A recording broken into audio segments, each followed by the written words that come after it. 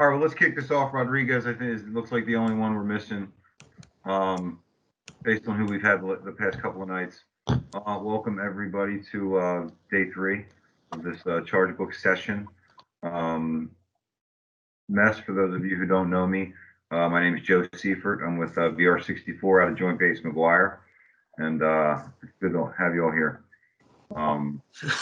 We've had a great couple of nights so far, pretty effective, you know, and we'll, you know, continue that this evening. We went around the room the last couple of nights to introduce themselves, pose a question or a concern, whatever the case may be, and we responded. So let's kick it off. We'll stay with the same rotation as the past couple of nights. Selectees. Hi, good evening, everyone. My name is HMC Select Canada Spees, and I am currently out of San Diego, California. I have been in the Navy for about 12 years, 5 years active duty, 7 reserved. I'm married to an active duty spouse, and I have 3 children, 5, 4, and 1. I'm originally from Hawaii, so I got lucky being on another. So Could everybody else mute, please? Thank you. So I'm currently, I don't know if I said this, but I'm currently at RCC Southwest, working in the distributed mobilization team.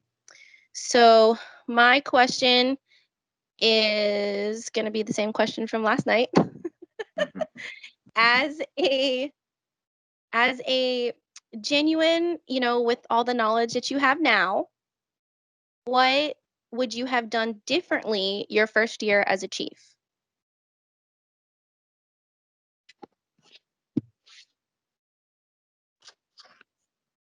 Pass. I'll go if no one else will. I'm ITC Vanessa Griffin out of SEAL Team 18. So I made it last cycle. So I'm kind of wrapping up the first year and a half, I guess. I would say I did not realize how much extra work it was going to be.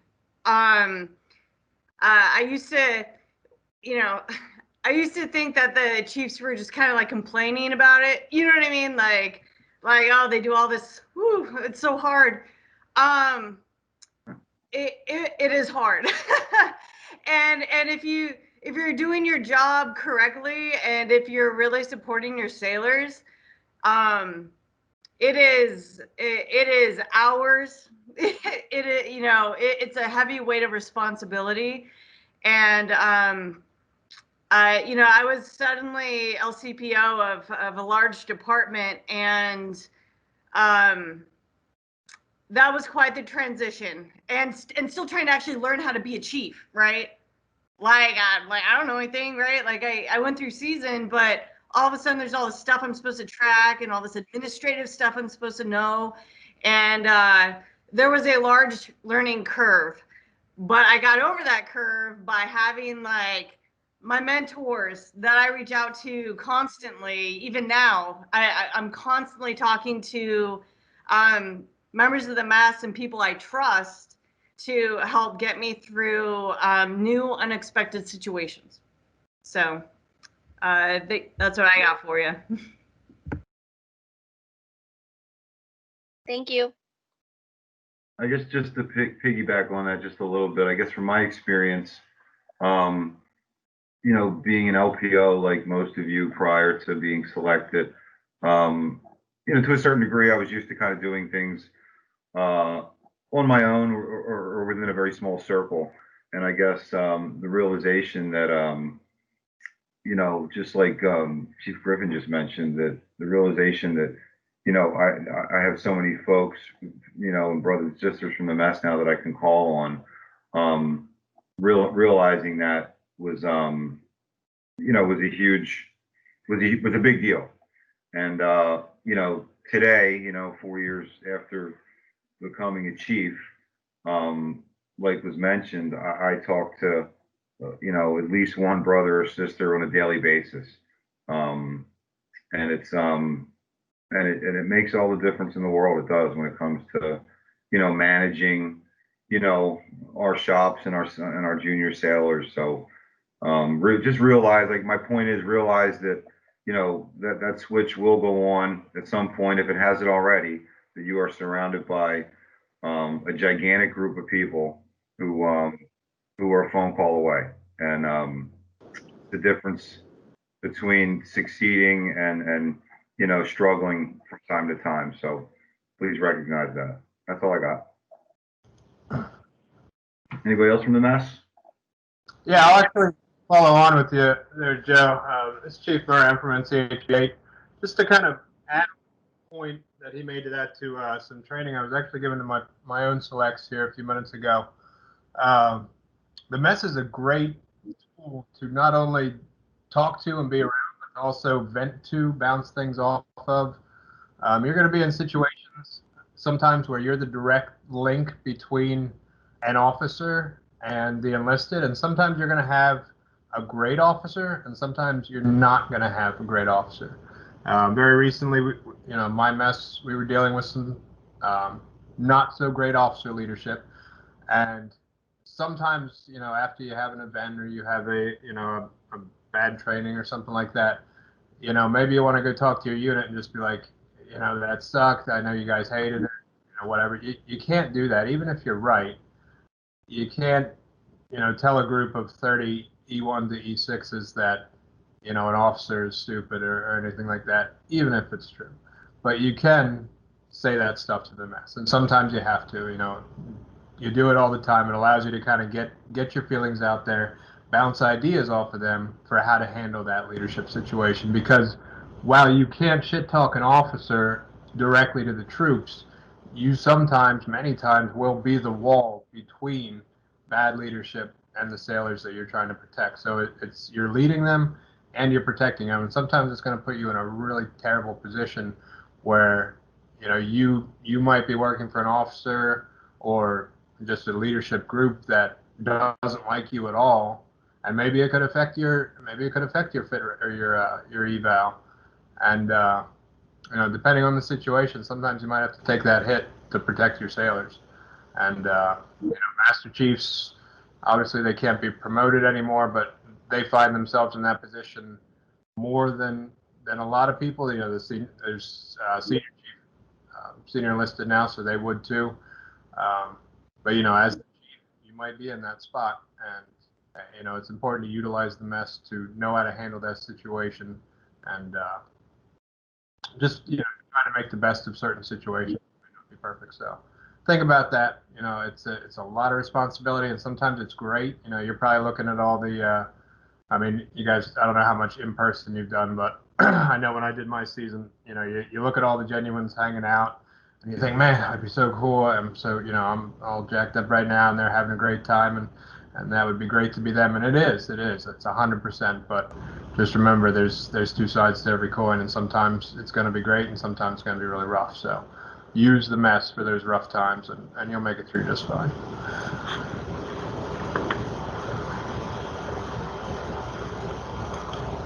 That's all I got.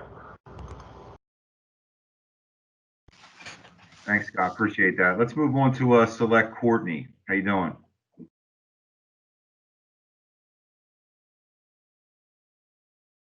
I think I'm on mute. Okay.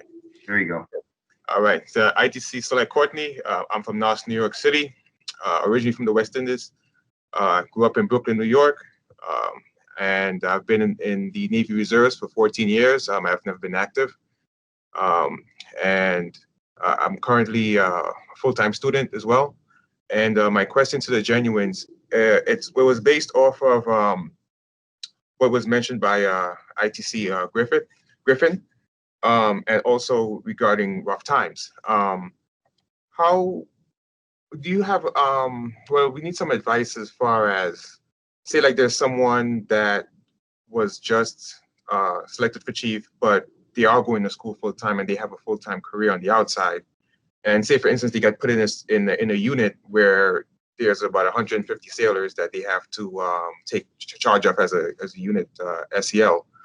How, where does one find that balance between the forces that pull on them, like their civilian, obligations and their military obligations, especially now that they're in a newly leadership role. Oh man, I got this one. Great question. Yeah. Great question. Chief Garcia, Marcus, I have HMC, SEL N9 at Res 4. Totally relate to your question. We work full time. FTS Sailor. I have a job with Arizona State with the data science team. I have another job as a writing mentor with Arizona State. I go to college, and I have a family, and I own a home. So I have all of these things going on. So I'm working civilian jobs, working military, got a family, got the house, got all these things going on, right? Mhm. How do you keep it all together? And it's not easy. There's no magic bullet that's like, boom, I got it figured out. So it's kind of a learning as you go kind of thing. And some of the tips that I could give you is you've got to compartmentalize. So one of the things that's helped me out a lot is I live 45 minutes away from work. And at first I dreaded that commute, especially here in Norfolk. But having all of these things going on, I find that time driving into work helps me center myself for work. And on the way home, it helps me focus on my family when I get home. And on the weekends, I do my college. I make sure I do that so I have some time left on Sunday to spend with my family. It's just finding that each box to put those things in and not to think about all the other responsibilities you have going on when you're doing your military job or when you're doing your civilian job. You have to put everything in that box, and then when you're done, put a lid on it, and then go to the next box and work right out of that. So you're focused on that task at hand and just write things down, write everything down so you can put it in that box and come back to it later when you need to. That's my tips for you. Hope that helps. Thank you, Chief.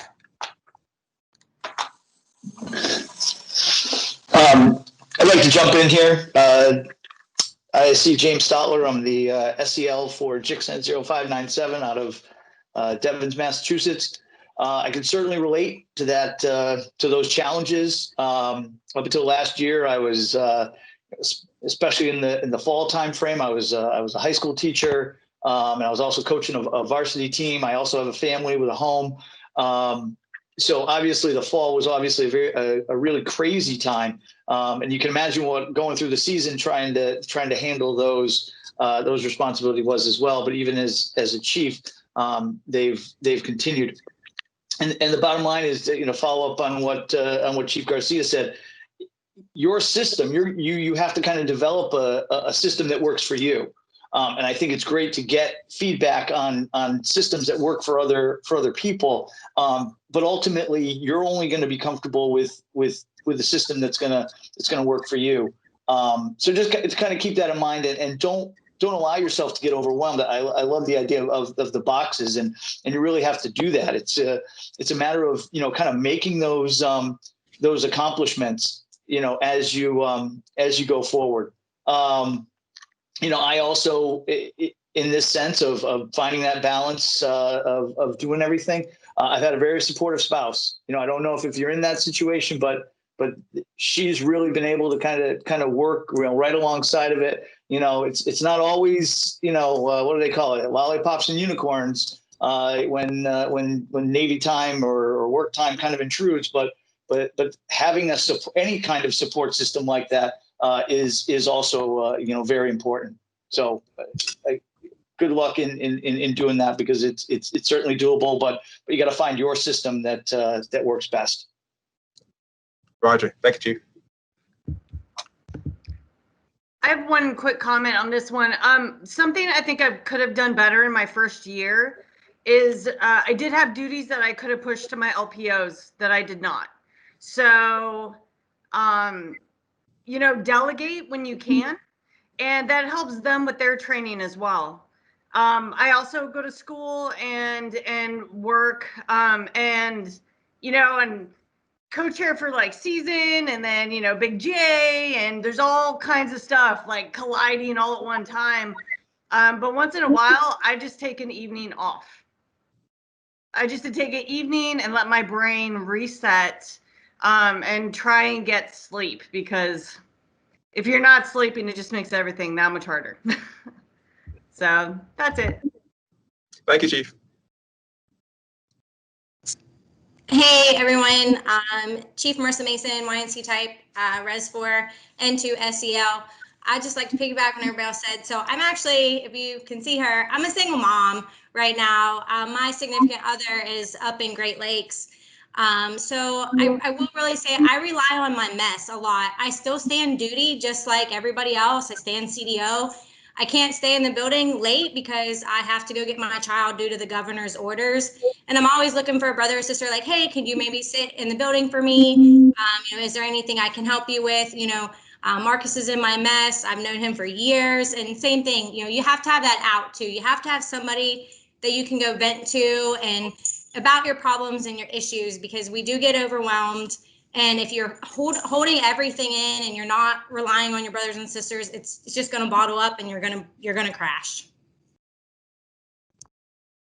Awesome. Great point. Excellent. Love this conversation. We could talk about this all night.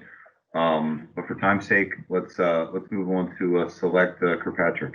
How you doing, man?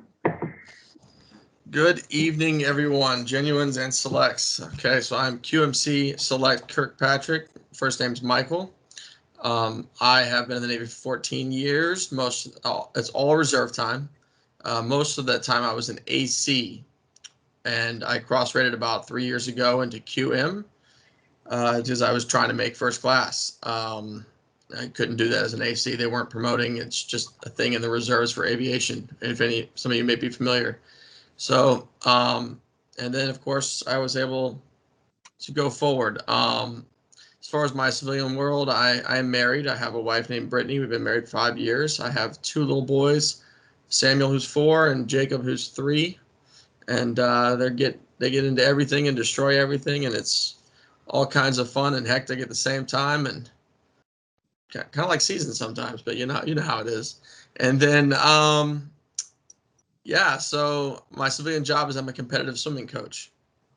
So that's just sort of who I've been. I've been doing that for 16 years, even longer than I've been in the Navy. So, but my question is,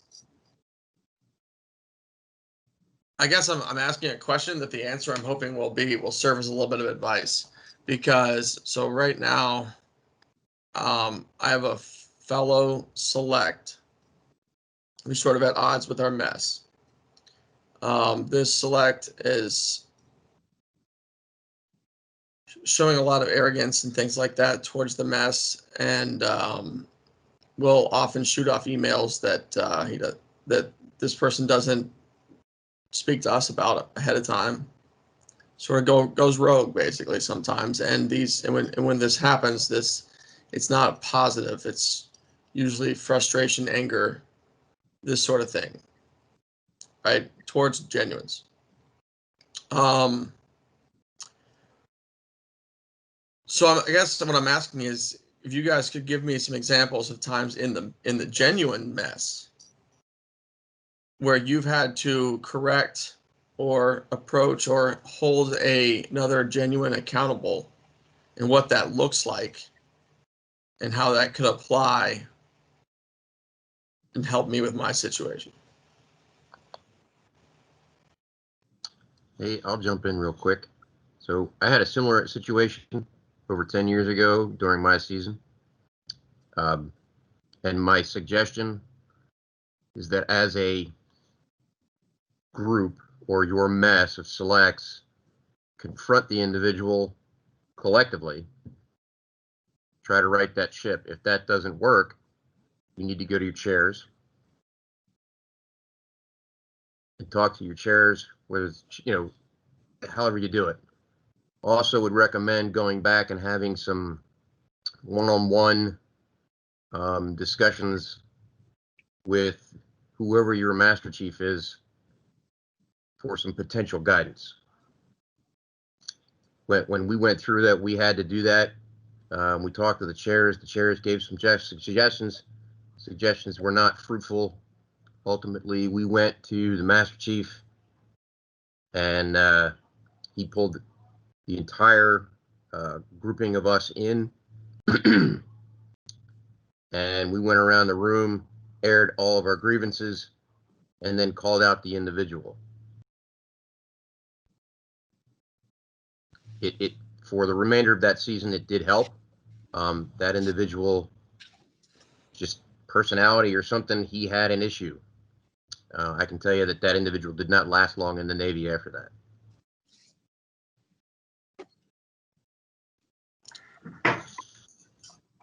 Thanks, Chief Houston. Just to add to that, I think number one, and just I think most of us kind of go use this as a step one. Number one, we want to make sure there's no problem with this individual behind the scenes, right? With the, and we talked a little bit about this last night, with their family, something going on in their life that's triggering them to act in this way, right? And if everything's, if something's wrong, then we help in that way. But if nothing's wrong and the person is just being this way, you know, for what seems to be no reason, then like Chief Houston said, we take it to the mess and we air it out in a respectful and disciplined manner. And of course, these are things we always look for as chiefs, right? We look for these things like these little identifiers and signals that our junior sailors might, you know, might show. You know, they change their behavior, they start showing up late to work. I mean, we talk about these things when it applies to the many different things that we monitor. So we do the same with each other. If someone seems off, and I know in this case, you know, with somebody during the season, are you familiar with this person? Do you know this person? Are you a friend of this person prior to the season? Not prior to the season. No. Okay, so that could be a little bit more difficult, but it's really about being intrusive and the end goal and the end result that, you know, you all anticipate is that you're all going to be brothers and sisters. So it's kind of about, you know, be intrusive, get in there, find out what's going on, address the situation, go to your CMC, go to the Master Chief, the chairs, just like Chief Houston said. It's just, you know, the sooner you take care of it, obviously, you know, the better off it's going to be.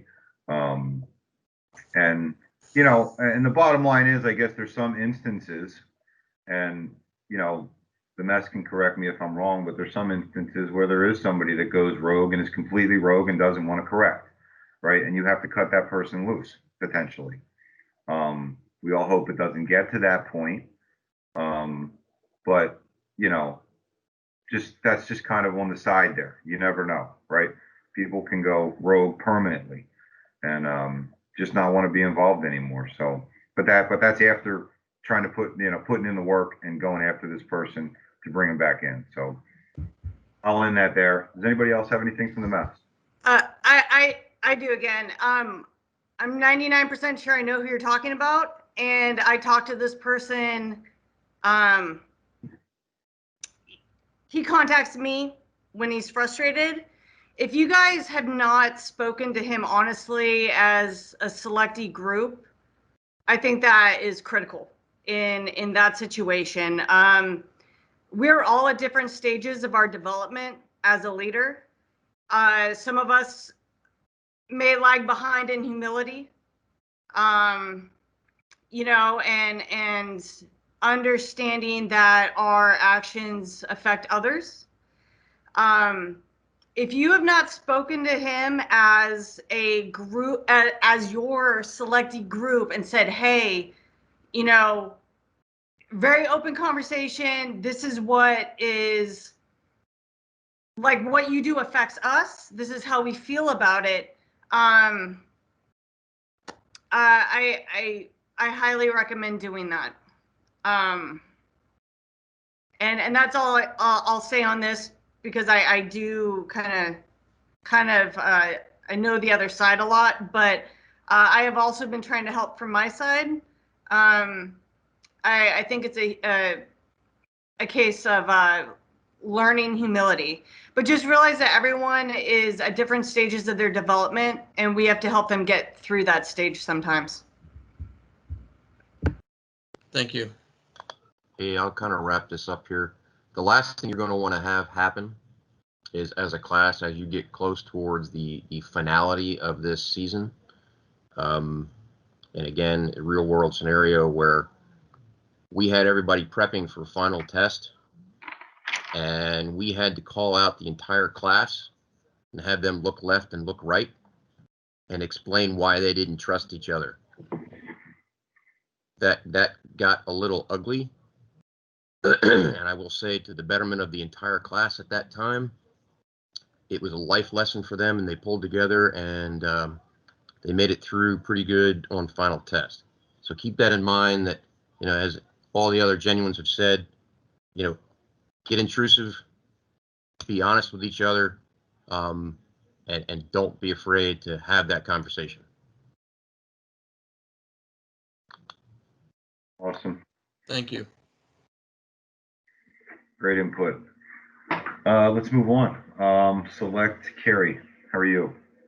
Good evening. I'm doing okay. Thank you for asking. Chief Select Lauren Carey, ISC type, soon to be, hopefully. I don't remember what I'm supposed to say tonight. Okay, so I've been in the Navy Reserve straight for the past 8 years.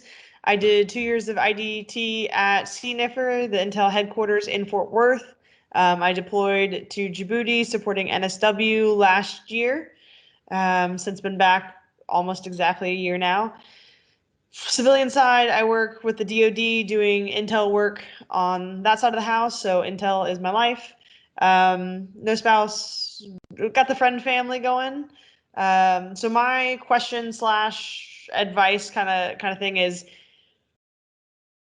I've only been in for 8 years, and yes, I realize it's great that I've gotten to this point so quickly, etc. But I'm really concerned about burnout.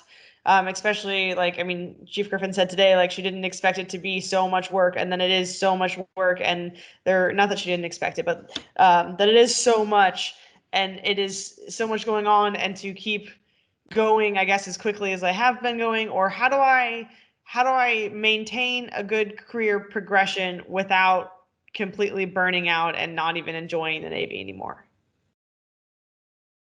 I got this one too. Thank you. All right. All right.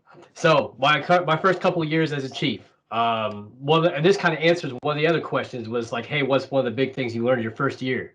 You know, y'all get here by being hard chargers. You don't get here by sitting on your ass and not doing your job and taking care of your sailors.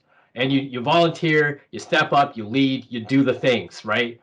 Now that you're, you know, entering into the chiefdom, you have to learn how to prioritize your time. You can't have what we call helium arms. Anybody who asks for a volunteer, they just raise up just like this. You can't volunteer for everything that comes along, right? So you have to learn how to tactfully decline opportunities in order to prioritize your work, your sailors, your family, and prevent that burnout from happening.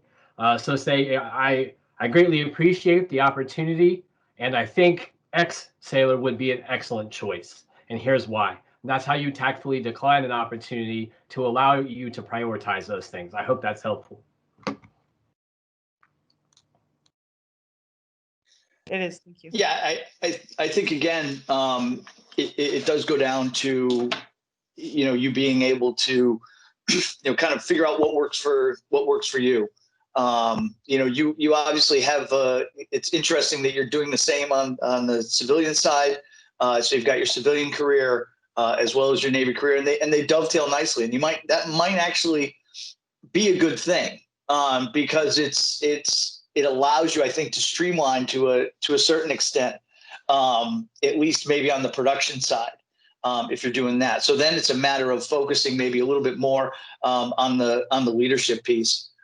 So that might be something that you know, again, a lot of it is finding your way, and finding out what works. You got this far, you know. I mean, it's different priorities now, but again, the individual that got you here is still there. And so I wouldn't have that kind of doubt that it's going to be overwhelming, because you found a way to get here. You're going to find a way to make it work.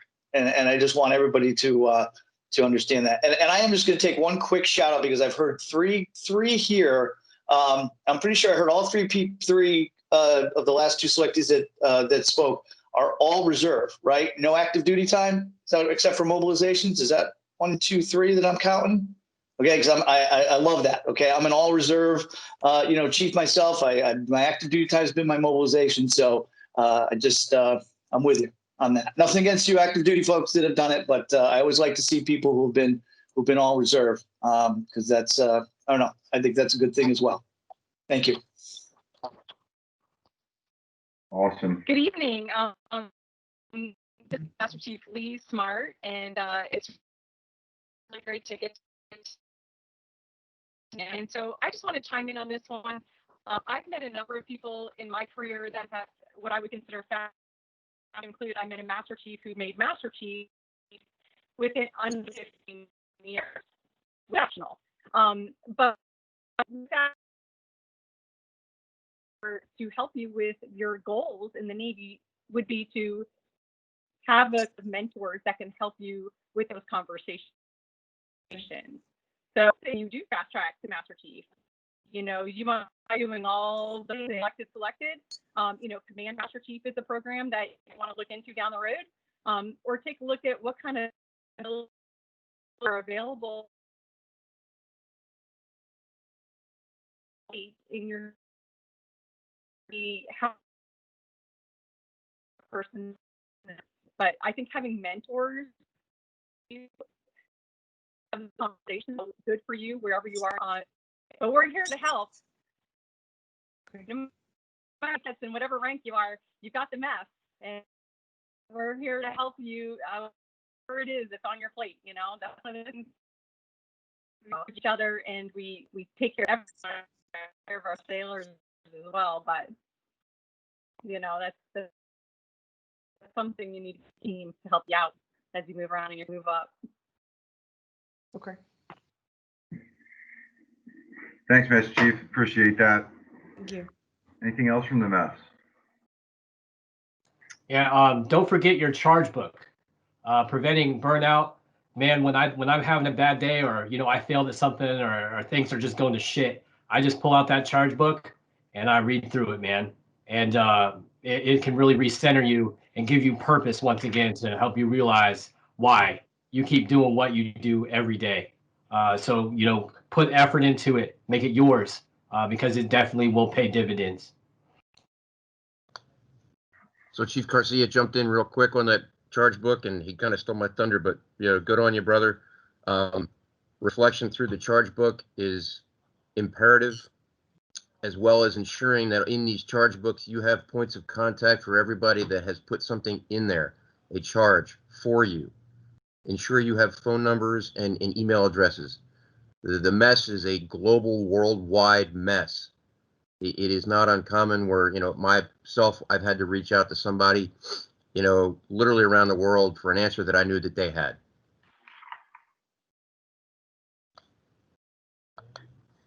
Awesome. Thanks, Chief Houston. Let's move on. Select Carrie, you good? Yes, thank you, Chief. Awesome. Great question. Select Taylor, how are you? Well, how are you this evening? Good. All right, so little background. Like I've said the last few days, I am LSC Select Taylor. I am FTS, so I'm sorry, I switched it up, so it's not just reserve. And I've been FTS my entire career. I've been in for 19 years. I've been stationed pretty much all over. So I've done a base supply, rotary wing, fixed wing. I've done IAs. I've done staff duty. I've done instructor duty. So a vast array of places that I've been and that I've experienced. And throughout that time, I have had some amazing mentors and I've had some amazing proteges. I've had some not so amazing mentors and some not so amazing proteges as well. So one of the things I noticed that we have been touching on more so tonight than the last couple of nights is mentorship. So my question for y'all is, what is your most memorable experience, whether good or bad, with a protege and also with one of your mentors?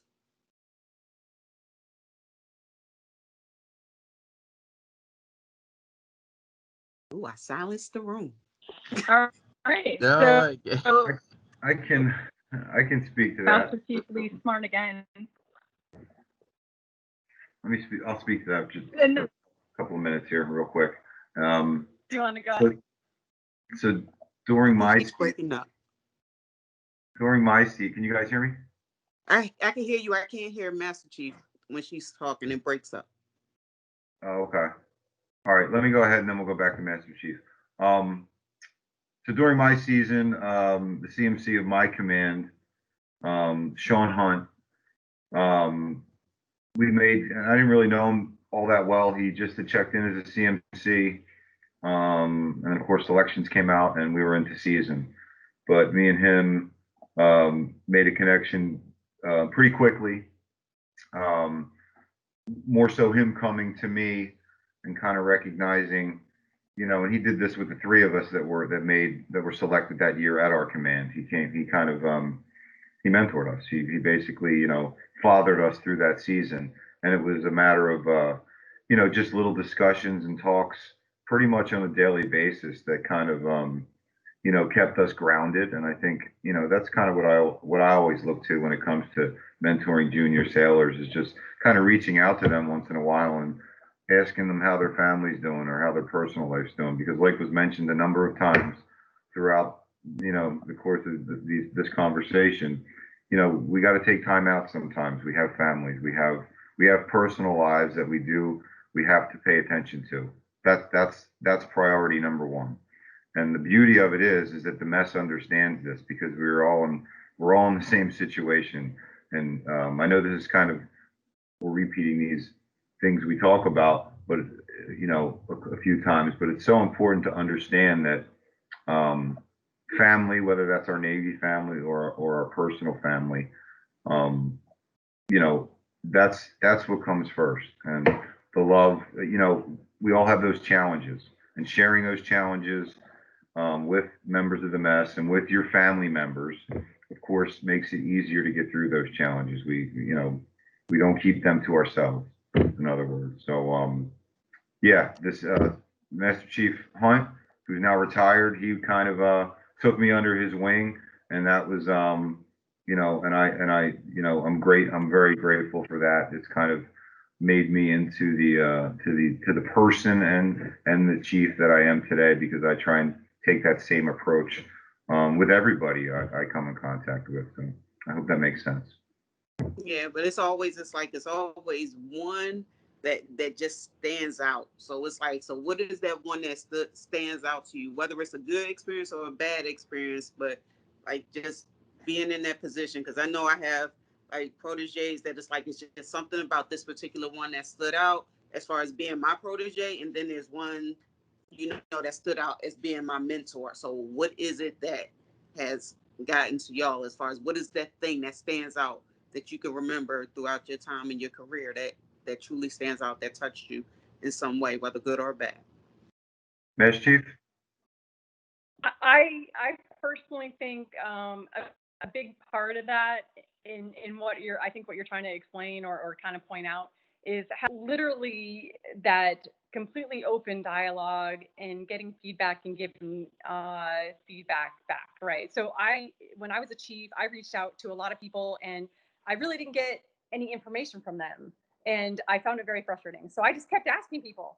And then I finally found people. And I will tell you from my own personal experience, especially moving up in the ranks, I found that going to, and I am going to plug this like crazy, go to the board. Anytime you get an opportunity to go to an advancement board, please do, because some of my, the best mentors that I've had is, even as a Master Chief, I met at the board. And that's when you have those honest, hard conversations and kind of lay it all out. And I think it goes the other way as well with your proteges. So you'll know if they might not be sharing everything with you, and that makes it hard for you as a leader to help them, right? So I found some of the sailors that I've had is, you know, as proteges, that's where I feel like that relationship is the best, when they can lay it all out. You can have those honest conversations, they take it in, and then you also are open to hearing what they have to say and having that two-way comms. So I don't know if that helps you, but that's been my experience, especially wearing the anchors. So. Thank you, Master Chief. Awesome. Anybody else from the mess? Yeah, sure. I can share a quick story. I made a mistake recently, right? This just, you said one of the things that stood out. So I've known this guy for many years. Good friend of mine, you know, from way back. We talk all the time about family, about work, and solving problems. And you know what? I dropped the ball because I'm not asking him about the simple things. This sailor didn't do his PMKEE on time, and he was not able to take the Chiefs exam because he didn't do his PMKEE. And here I am thinking like, he's got it, you know, like, why do I need to talk about that? You know, he's a first class, he's good to go. We talk about life and stuff. Well, I'm not talking about PMKEE, but if you find yourself in that mentorship role naturally, I recommend having a checklist, just a simple thing, man, like hit all the little marks. So you don't forget those little things that you may not talk about in regular conversation. So you don't, you know, make the same mistake that I did. I hope that helps you out a little bit. It definitely does. Cool. Definitely. Senior Mathis, you raise a hand? Yeah, I did. I'm gonna jump in real quick. So I'm gonna jump off of what Joe was saying. So at the time, Senior Chief Sean Hunt was the CSC of NOS Minneapolis, and I was a first class checking in there. Just came from the NOS in Denver. We had moved up to Minnesota, and I had no idea where I was going. Had no contact with the NIOC unit there. Nothing. I could not get in touch with anyone. Had no clue where I was going. Walked in, and he was the first person that I saw. And he immediately, you know, realized that I was lost, couldn't figure anything out. He was on his way to a chief meeting and just stopped everything and helped me out. And I mean, that, like, right there, you know, and as I grew in the NOSC and then, you know, went through my season with him as my Master Chief, I mean, that relationship just continued to grow. And he to this day is one of my biggest mentors. So. Awesome. Good stuff. Good stuff. I don't know if you want to move on, but I do have a similar, you know, kind of story to that. And actually, if you do grab my charge, I make reference to it. It's the idea. I remember I was a second class in Iraq. You know, basically, again, reservist. So, you know, basically went from, you know, civilian to, you know, war zone in 30 days. And it was quite a shock. But as I was going through my deployment, it wasn't a lot of Navy. I was an Army, and, you know, the whole deal. Suddenly I'm walking through the headquarters down in Basra, Iraq, and I see this senior chief walking toward me. And, you know, I hadn't seen almost any Navy people. So of course I like gravitated right to him. And literally the first thing he says to me is, "Are they taking care of you here? You got your eval all set? Are you going to be up for the exam? You know, we got to make sure you're getting taken care of." I mean, it was like probably second to him asking me what my name was, you know, and maybe where I was from. He was immediately on taking care of me. And he kind of mentored me through that. And I made first class off that exam. And when I made chief, he was one of the first people that I reached out to, because, you know, bottom line is I wouldn't have been there without him. So it's really that idea that sometimes in mentoring, you think sometimes that's a really long process, you know, like Steve was saying, there was somebody he met and took care of him and then had a long process with. Here's a guy that I knew for a total of probably a month. But his impact on my career has, you know, still affects me today, quite frankly. So mentors, I think, again, sometimes it's not just that long-term person. It's really that person who takes care of you and puts you on the right path too. And it's not necessarily needed to be a long-term relationship to have a successful mentor. Thank you so much. I want to jump in real quick. I don't want to. I know we need to move on a little bit, but I want to just mention that while we're talking about mentors and mentorship, mentors don't always have to be that person that has all the right direction for you, has all the right answers. Sometimes a good mentor is just somebody who's willing to call you out on whatever you're doing that nobody else is willing to call you out on. You know, I've met some great chiefs during our seasons because we do a combined season here in Nebraska. I'm a Chief Holland, by the way, the cell of the STRACOM Intel unit here in Offutt Air Force Base in Nebraska. We usually do our season with the active duty on Offutt Air Force Base, which is a couple different commands there, and then typically with NOSC Sioux Falls, South Dakota. and we've also done it with Iowa as well. And some of the chiefs that I've met from outside that come in, that I see year after year, I've been going through some hard times in my personal life, or with my military career. I'll see them the next year, and they'll remember me from the previous year, and they'll say, "Yeah, this is something that I remember seeing in you last year, and that this is why I think you're failing at this, or why you're having a hard time here." And that to me has been more valuable sometimes than the people I see on a daily basis, and the people that I consider my mentor, long-term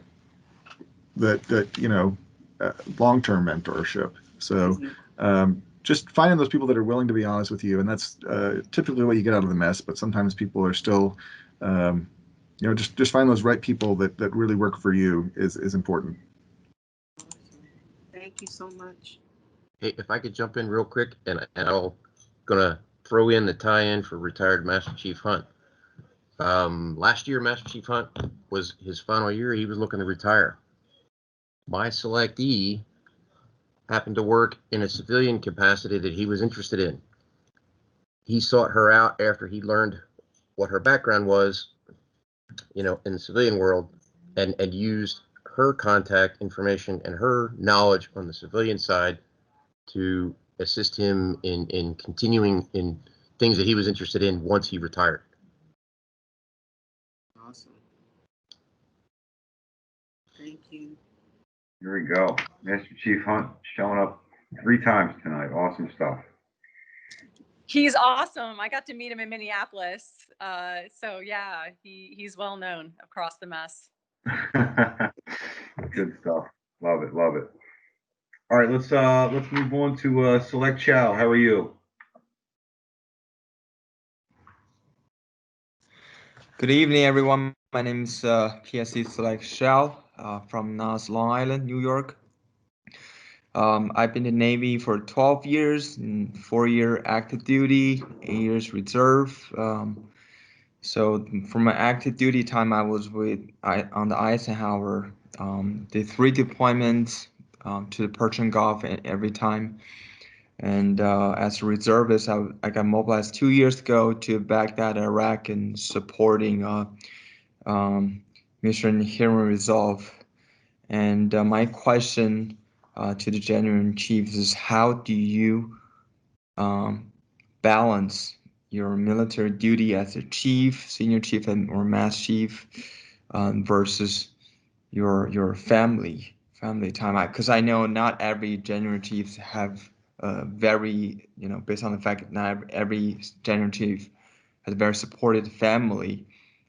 So when that happens, when there's conflict, how do you fix the problem? How do you solve the issue? Thank you.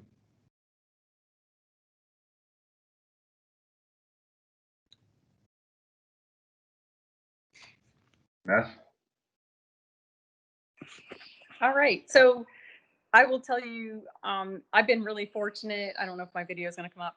I'm very fortunate where I've had a family that is very much supportive of my Navy career, though I will tell you that my husband will remind me kindly that they see me at the NOSC more than he sees me. I'm on a traditional cell res. So I be mindful of that. And when he says that, it's like, okay, we need to plan something, and we need to schedule something so that I don't get sucked into the email and the phone calls and the Teams, chats going on. And so I think the best way is to have people around you kind of remind you, and then set a plan if you can. Things are going to come up, especially once you put those anchors on, where you're going to have to be on the call, right, on the ready. And sometimes you might be the only chief like in your unit or command, but you're going to have others to help you. But for the most part, you should be able to plan things, both with the Navy and with your civilian life, family and work. It is a much bigger challenge, and I've talked to a number of people in my mess. I'm up in DC who, like 2 or 3 people come to mind, and they did have struggles with their family, understanding how much time they were spending once they put their anchors on. And so I've always offered myself as a resource to talk to them, to help them understand what's involved in being a chief and what the expectation is, in addition to reminding that chief that you can ask to, like, first of all, you can delegate possibly some of your stuff, to give you a little bit of flexibility. The other piece is, I mean, literally, I've had this conversation with chiefs. If you have that many things going on, certainly talk to your chain of command, and maybe you need to take a couple of months where you do AAs, and that's not horrible. I think that's better for you to take a break, a time out, and then recharge and move forward than try to just plug through and just everything in your life is just so chaotic, and that won't help you as a chief. It just won't. But we're here to help as a network and as a team.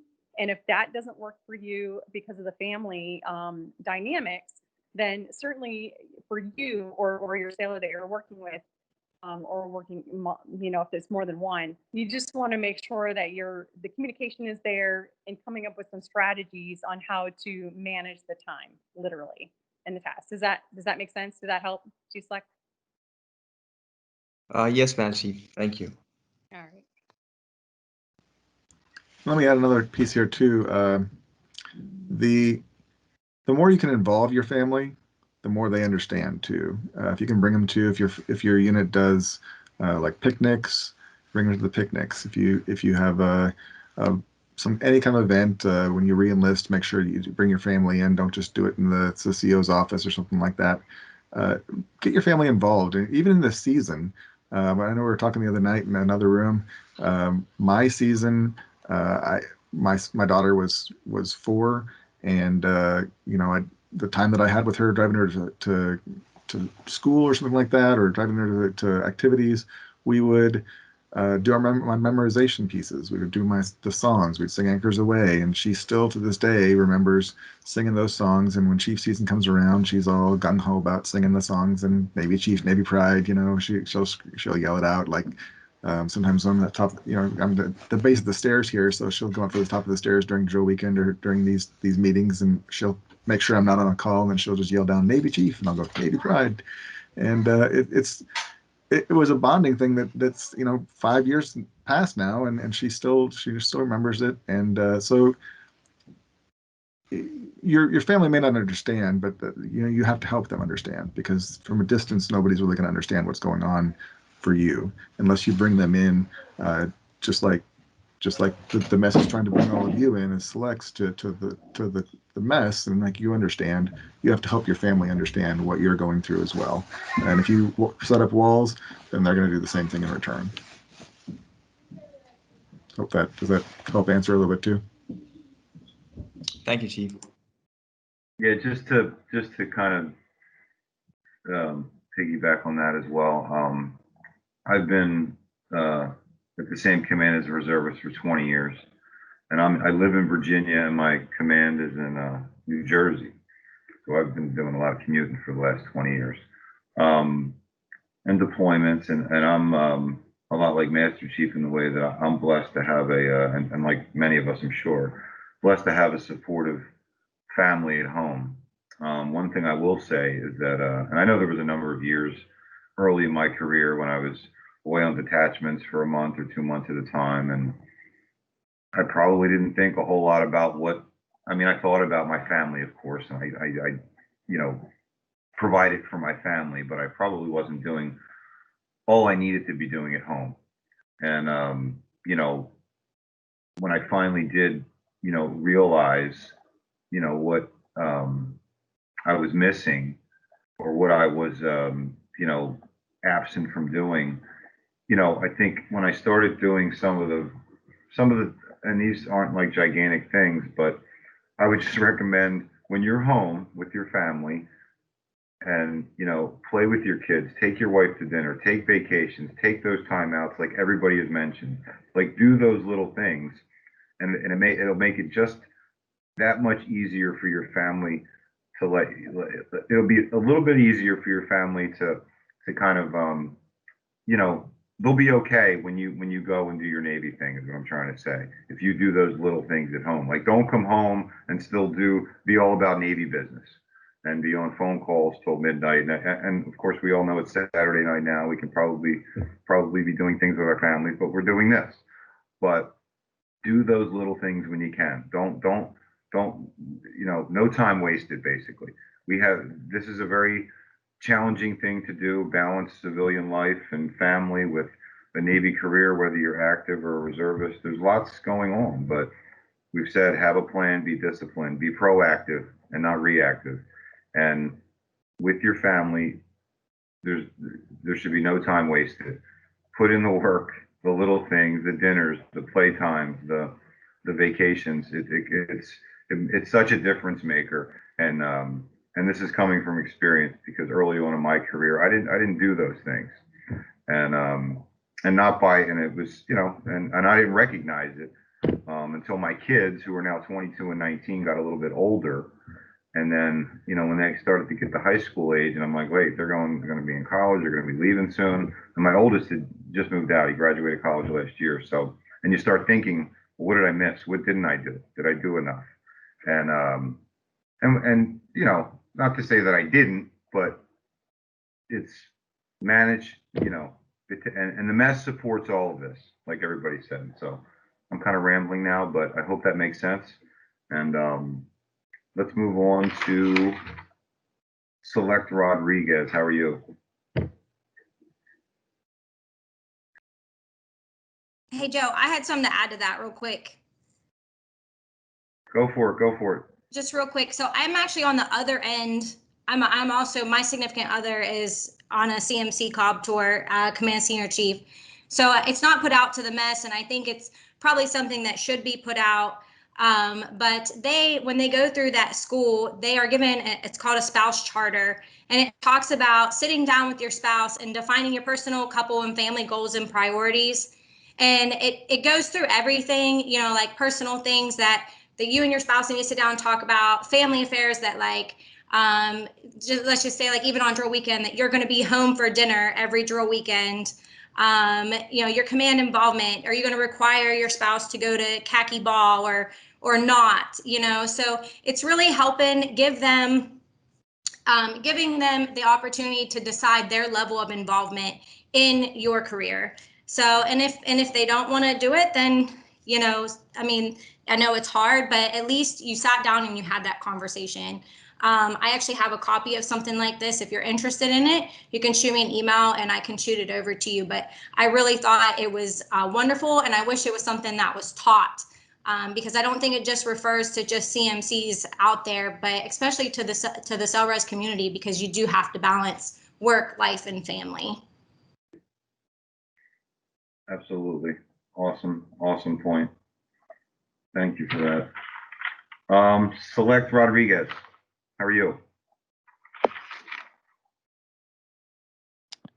Good evening. I am well.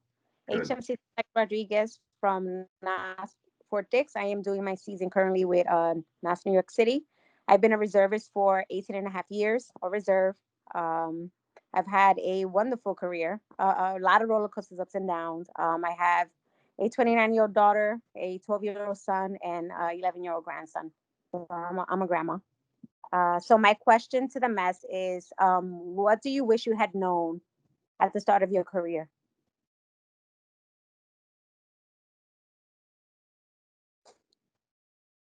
Your Navy career, that is.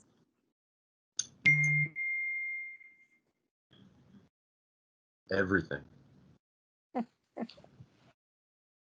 So I'm kind of a unique individual because I came out of the Army and went into the Navy. What do I wish I knew at the start of my Navy career? I wish I'd have known about the Navy before I went in the Army. I can tell you as a dual service member, the Army has its traditions and whatnot, but the uniqueness of what we are going through right now, and trying to make you chiefs. I really can't put it into words. Had I known at 18 years old what the Navy could provide, whether you're CELRES, FTS, active duty, shoulda, woulda, coulda, your life would be different. So that's just my unique perspective.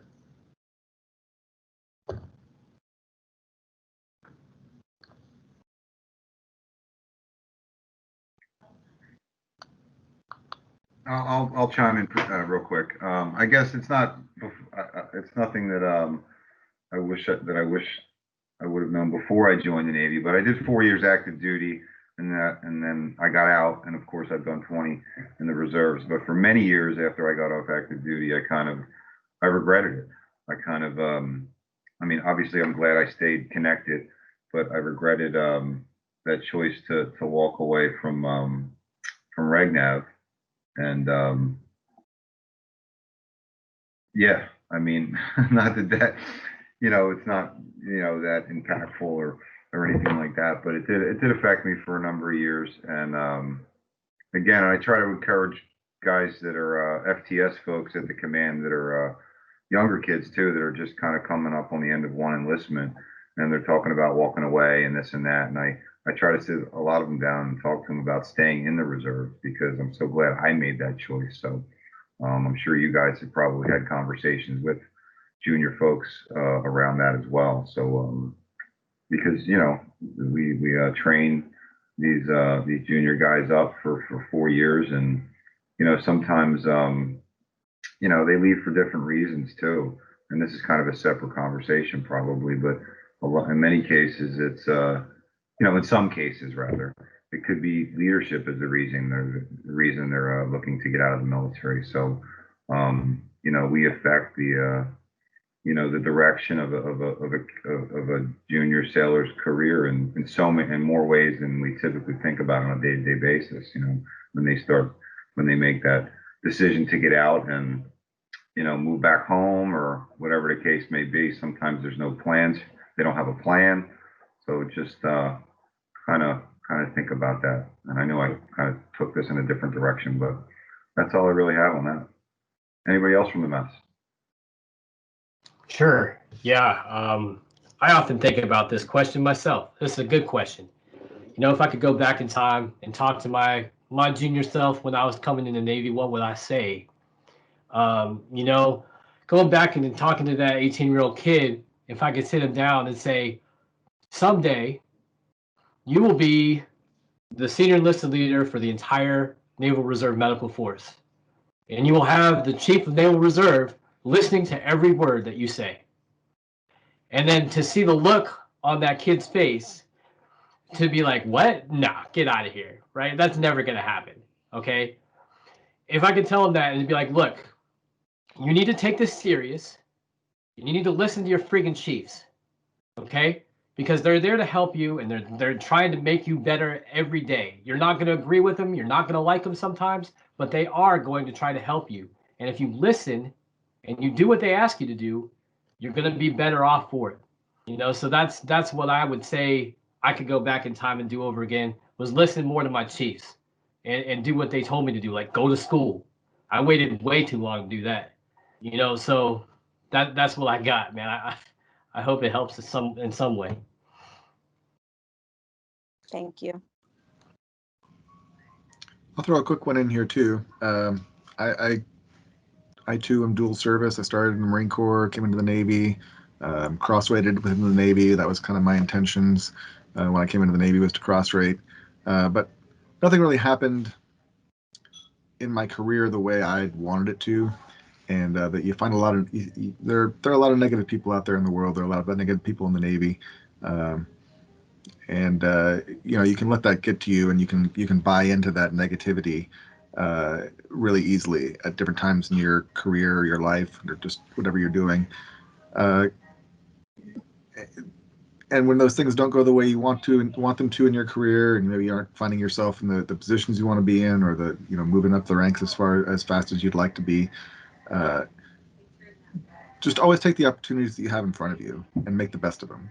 It may not be the job you want, it may not be the location you want, but if you can do that well, that should be, that will give you some self-fulfillment, and you can build on that, and then that's going to give you more steam to go into the next job, and you'll look back on your career and you'll say, I did a really great job with these things, and just lean into every opportunity you have.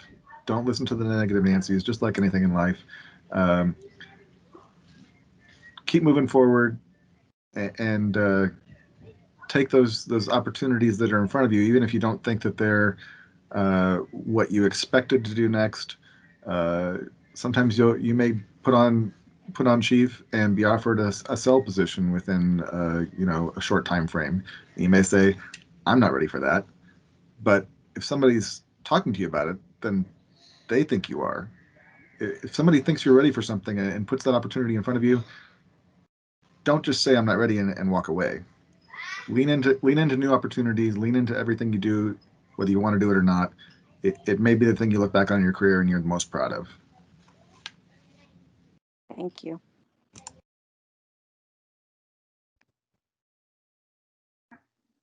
Anything else from the mess? Okay, well, we went round and round there. We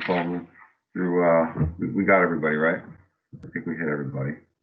Again, I mean, these types of group settings and these sessions are so beneficial. I know certainly to myself, every time I talk with, I get together with the mess or an individual, I learn something. And it kind of adds to, my discipline and the way I approach things. And we talked a lot about mentorship, balance, family tonight, those types of things. And, it's really for all of us and very soon for you guys as a select group, be a part of a mess that supports, the effectiveness of good balance and good mentorship. And,